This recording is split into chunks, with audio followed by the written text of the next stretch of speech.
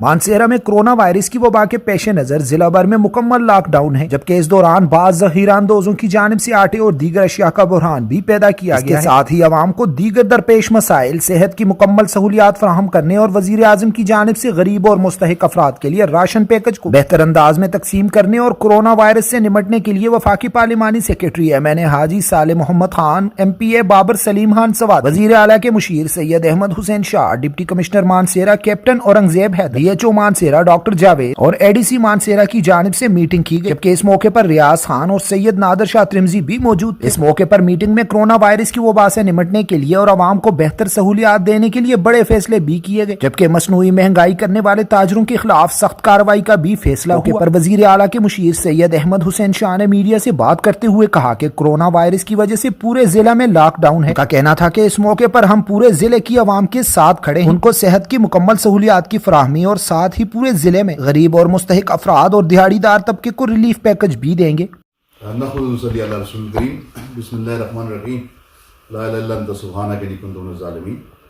आज डिस्ट्रिक्ट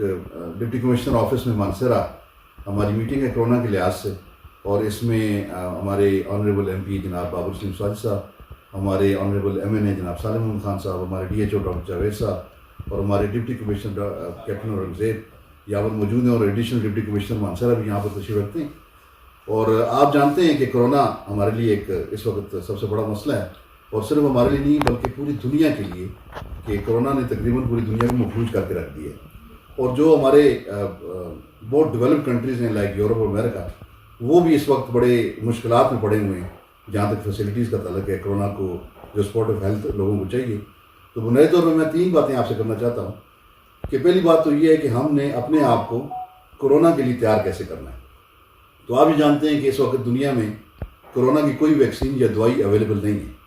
सिर्फ एक ही चीज़ है और वो है आपकी क़ुव्वत मुदाफ़ियत, जिसके ज़रिए आप अगर आपको खुदा न खास्ता कोरोना हो जाए तो उससे निकलने के लिए हेल्थ डिपार्टमेंट सिर्फ आपको सपोर्टिव फैसिलिटी दे सकता है और आपको कोई ख़ास मेडिसिन नहीं दे सकता कोरोना के लिए। तो आपकी क़ुव्वत मुदाफ़ियत बेहतर होनी चाहिए। तो इसलिए मेरे ख्याल में हमारी तरफ से सारी पब्लिक को ये मैसेज है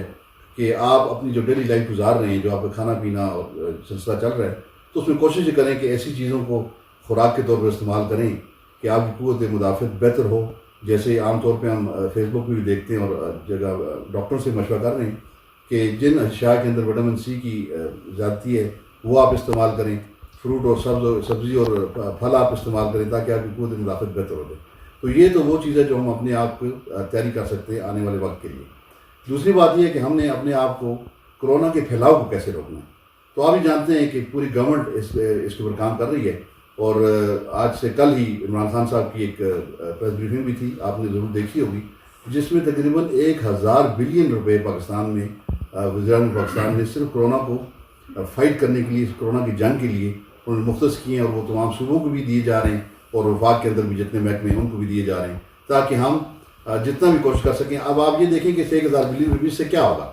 होगा ये कि इसको हम खर्च करेंगे सोशल डिस्टेंसिंग के ऊपर और मेडिकल सपोर्टिव केयर के ऊपर। सोशल डिस्टेंसिंग में, क्योंकि कोरोना एक ऐसा वायरस है जो इंसान से इंसान को ट्रांसमिट हो रहा है, तो आप अगर एक दूसरे के करीब भी बैठें और खुदा न ख्वास्ता अगर किसी मरीज़ में कोरोना है उसको पता भी नहीं है, क्योंकि इसके सिम्टम्स भी जल्दी नहीं आते। आपने देखा कि हमारे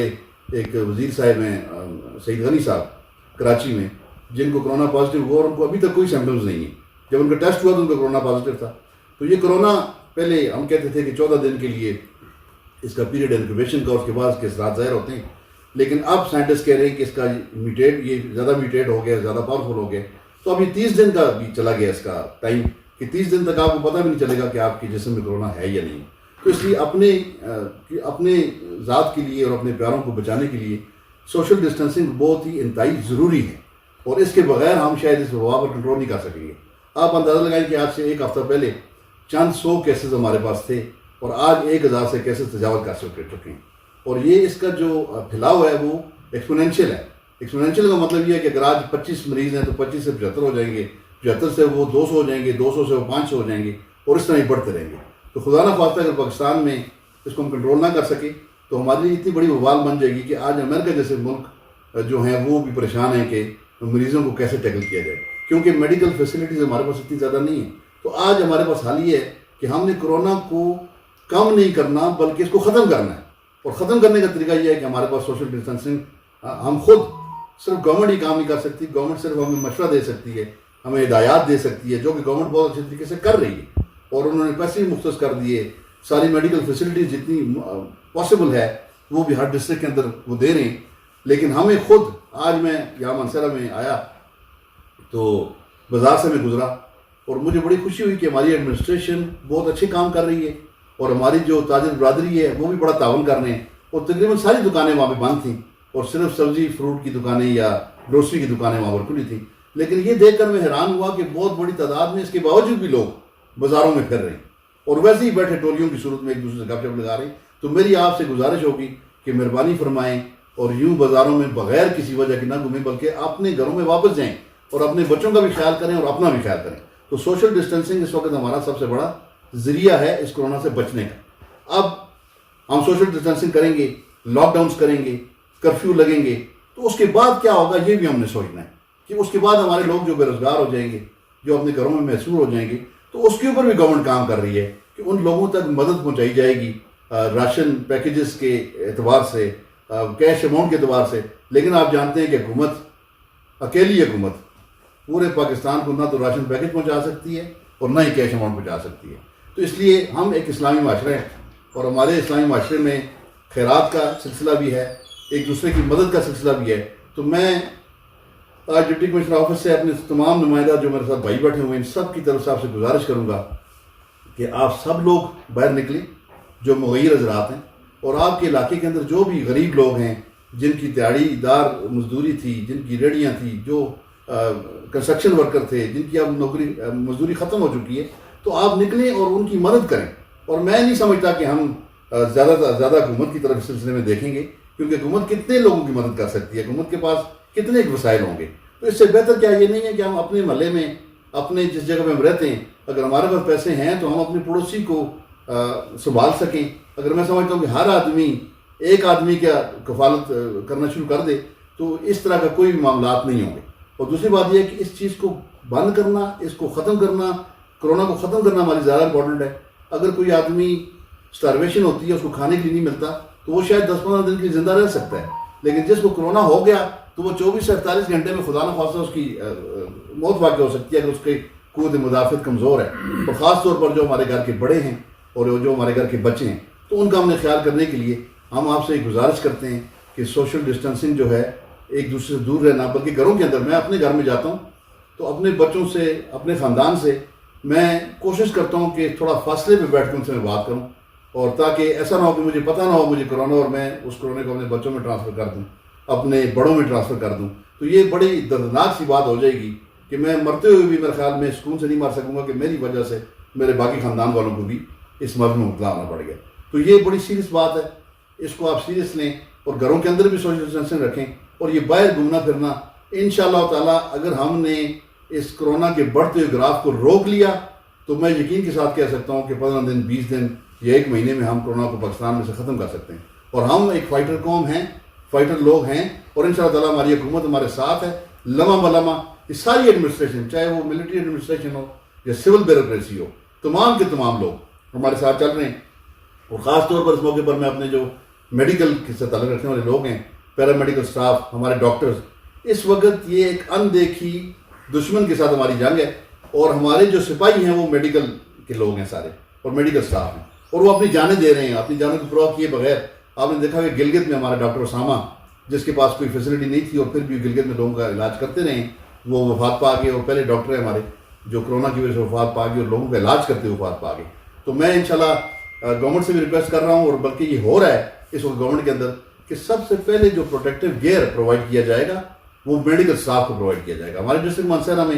2500 سے 3500 لوگ ہیں جو میڈیکل پروفیشن سے تعلق رکھتے ہیں, اور وہ اس وقت ہماری فرنٹ لائن فوج ہیں اس کرونا کے خلاف. تو سب سے پہلے انہیں پروٹیکٹیو گیئر پرووائڈ کیا جائے گا. اور باقی لوگوں سے گزارش ہے کہ وہ بھی ماسک پہنیں, اور اپنے ہاتھوں پہ اگر ہو سکے تو دستانے پہنیں, اور زیادہ سے زیادہ اپنے ہاتھوں کو صاف رکھیں. اگر آپ اس پاس سینیٹائزر نہیں ہے تو کوئی بات نہیں, سینیٹائزر سے زیادہ بہتر صابن کے ساتھ ہاتھ دھونا, بار بار دھونا, کیونکہ صابن سے ہاتھ دھونے سے آپ کے جتنے بھی آئلز ہیں وہ ہاتھ سے چلے جاتے ہیں, اور کرونا کے جو جراثیم آپ کے ہاتھ میں ہیں تو وہ نہیں رہتے. اور پھر کاوش یہ کریں کہ ہر جگہ ہم ہاتھ لگاتے ہیں تو ہاتھ کو واپس اپنے ناک منہ اور آنکھوں کے اوپر نہ لگائیں جب تک وہ صاف نہ ہو، کیونکہ یہ ہماری خوش قسمتی چلے اس برے وقت میں خوش قسمتی یہ ہے کہ کرونا جو ہے یہ ایئر بورن نہیں ہے، یعنی کہ ہوا میں نہیں ہے، یہ تھوڑی 1 میٹر کے فاصلے تک ہوا میں رہتا ہے، اس کے بعد یہ ہوا میں نہیں رہتا. تو اس کا مطلب یہ ہے کہ کرونا نے ہمیں افیکٹ نہیں کرنا، ہمارے گھر نہیں آنا جب تک کہ ہم خود جا کے کرونا کو اپنے گھر ساتھ لے کر نہ آئیں. تو ہمیں بہتر ہے کہ ہم اپنے گھروں میں رہیں اور کرونا کو اپنے گھر نہ لے کر آئیں، بلکہ اپنے ہاتھوں کو صاف رکھیں اور اپنے ہاتھوں کے ذریعے اپنے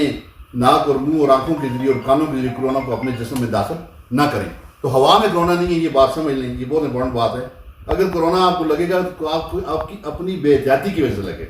تو آپ سے گزارش ہے کہ احتیاط کریں. احتیاط کرنا سب سے ضروری بات ہے. ہم جتنے بھی آپ کے نمائندے ہیں، ایم این ایز ہیں، ایم پی ایز ہیں، آپ کے ڈسٹرکٹ کے جو ایڈمنسٹریشن کے لوگ ہیں، ڈپٹی کمشنر صاحب ہیں، ہمارے ڈی ایچ او صاحب ہیں، باقی جتنے لوگ بھی یہاں پر کام کر رہے ہیں، آپ یقین کریں کہ رات دن ہم